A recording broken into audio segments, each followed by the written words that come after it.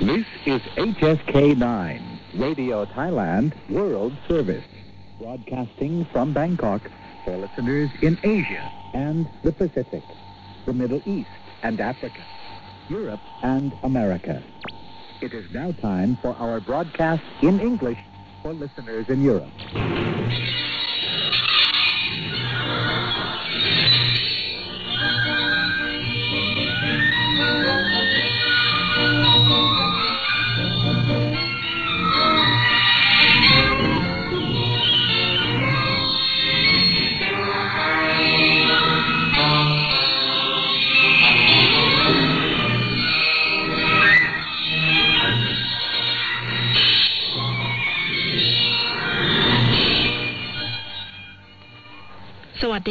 Sawadee, and a very good afternoon to our listeners in Thailand and around the world. Welcome to Voice of Thailand's Midday News Hour for Sunday, October 16, 2022, on FM 88 Radio Thailand. I'm Dongtip Siriwong. And I'm Pentip Shomprang. Hoping your Sunday is going well. Here are today's headlines.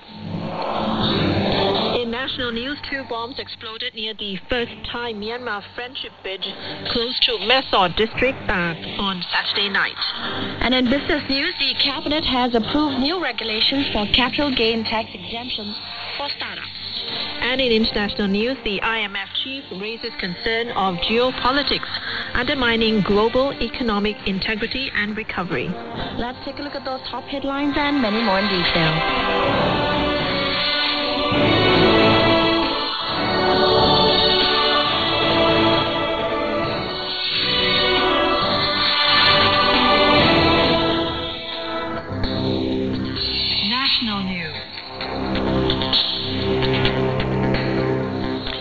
We begin the national news with a report on Saturday night that 2 bombs exploded near the first Thai-Myanmar friendship bridge just over the border from Mesod district of Tak province.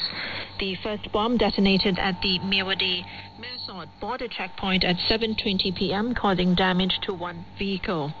The second bomb exploded soon after at Bayinau Market, about 1 kilometer from the Mewadi-Mesod checkpoint.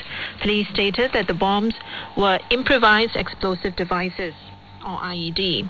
There were no reports of casualties. Officials stated that the bombs were likely planted by a group opposing the Myanmar's military regime. The country has descended into civil war since the military staged a coup in February of last year. This is the second bombing on the Mewadi-Mesod border so far this year. The first incident happened on April 23rd when a car bomb planted at the foot of the first Thai-Myanmar friendship bridge near Mewadi-Mesod border checkpoint exploded, damaging 4-story building and shops nearby. And there is widespread flooding in Phuket. Authorities in Phuket have reported that many areas of the island, including the old commercial center and some beach roads, are flooded this morning following heavy downpours throughout last night. The Klang Road in the old commercial area, which includes the Clock Tower, Thao Thep Kasatri, and Thao Si Sunthorn Monument, are under up to 1 meter of water this morning, making it impassable to small vehicles. The Patong Beach Road is also flooded by rainwater. In the Kamala Beach area, flash floods caused by runoffs from the mountain have left the road submerged, forcing people to abandon their vehicles on roadsides. The Thai Meteorological Department warned of continuing rain in the southern region, as well as heavy rain in some areas today due to an intensifying cold front from China, which has covered northern Vietnam and Laos and is expected to spread to the northern part of Thailand today. Another tropical storm, Nisat, which was detected in the northern Philippines, is gaining strength as it moves into the South China Sea today, heading towards the southern region of China's Hainan Island. On Friday, tropical storm Sonka hit Quang Ngai province in Vietnam and has subsequently weakened to a tropical depression and a low-pressure cell as it moved over Laos. The storm is expected to hit Vietnam either Wednesday or Thursday before it weakens to a tropical depression. And further to this is also flood reports, this time more downstream from the further discharge from the northern part of the country. The Chao Phraya Dam in Chainat province reduced its water discharge rate to 3,149 cubic meters per second on Friday morning, a drop of 31 cubic meters per second. However, residents downstream in Ayutthaya province who have been flooded by the release of excess water have called upon the Royal Irrigation Department to reduce the daily discharge to alleviate their hardship. On Thursday night, the dam discharged water downstream at 3,180 cubic meters per second before reducing the discharge rate to 3,149 on Friday. Ayutthaya's authorities reported flooding in 992 villages in 156 tambon of 14 districts in the central province, affecting 67,580 households. And moving on to the Thai university rankings, which has slipped globally.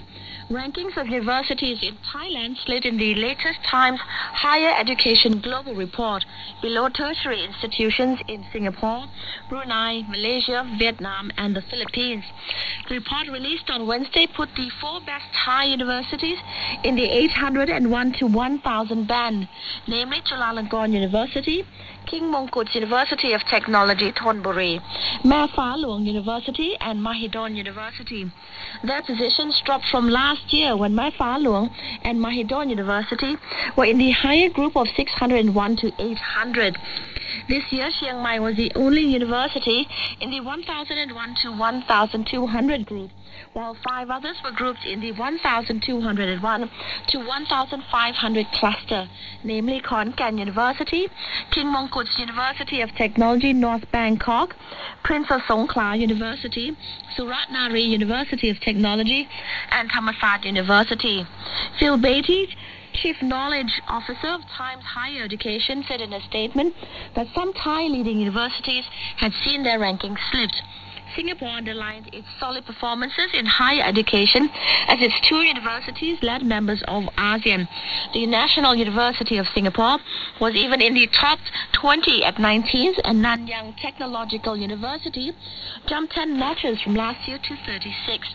University Brunei Salam, Darussalam really, in Brunei was the only higher education institution in Southeast Asia other than Singapore in the 301 to 350 grouping. However, other ASEAN nations are really falling behind the global competition, giving cause for concern. The best universities in Malaysia and Philippines were Ateneo de Manila University and the University of Malaya, respectively, both in the 351 to 400 band. Doi Tan University in Da Nang was the best in Vietnam, is in a lower tier of the 401 to 500 cluster, while Indonesia was the only country in the region whose best university, the University of Indonesia, was ranked lower than its Thai peers. It stayed in the 1,001 to 1,200 tier. The world's best rated university is still the University of Oxford for 7 consecutive years. The U.S. dominated the top 10 with 7 universities, led by Harvard at second. The rest were in the U.K. The world rankings this year covered 1,799 universities from 104 countries and regions, the largest in the 19-year history of the rankings. And some good news for those who are already driving EV vehicles. Google Maps has added a new feature that gives direction to the nearest EV charging stations in Thailand. To use this function, users need to select the button called More under the search bar and then look for electric vehicle charging under the services category.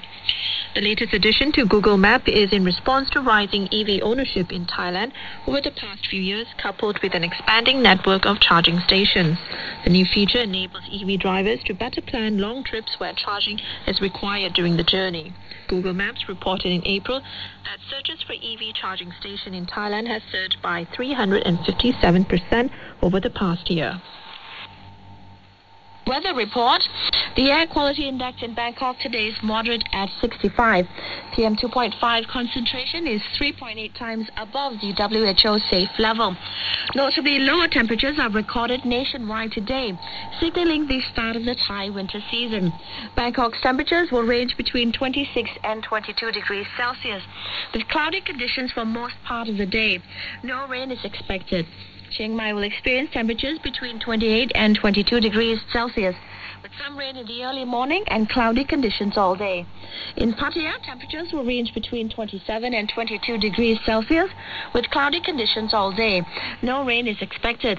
In the northeast, temperatures will range between 26 and 21 degrees Celsius, with cloudy conditions all day. No rain expected here as well. On the southern island of Phuket, temperatures will be between 27 and 24 degrees Celsius.